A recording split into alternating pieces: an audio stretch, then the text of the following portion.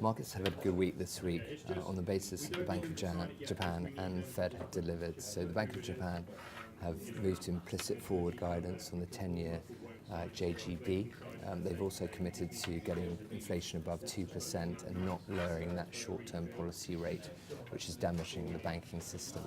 The Fed have also given confidence to market about the short-term performance of the US economy, but also said that there's enough slack in the economy whereby they're not worried about inflation ripping from these levels in the short term. As a result, the dot plot or the implied level at which interest rates will rise in the outer years has come down, which is good for margins and therefore good for the equity market. This week we sort of got more confident about the relative value of the equity market and the sustainability of the PE in the market. That sort of confidence about the growth rates does support the price to earnings multiple, and then relative value has improved. So bond yields at 1.5% against the equity earnings yield of 5%, which is what you can see here. Does continue to look very attractive to be in equities if it's a stable environment for growth.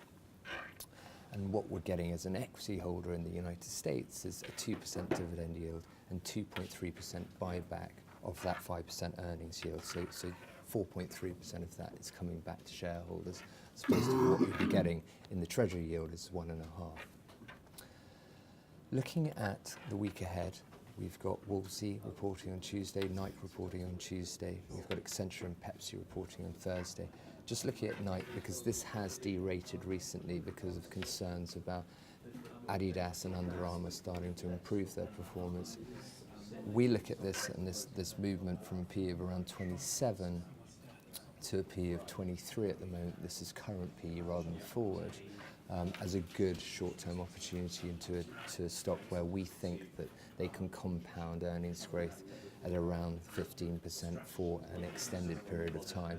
And it's that judgment on how long the Nike brand can sustain that period of earnings acceleration is what drives you into buying the stock on 23 times, because you can look to outer years in terms of that PE coming down quite rapidly.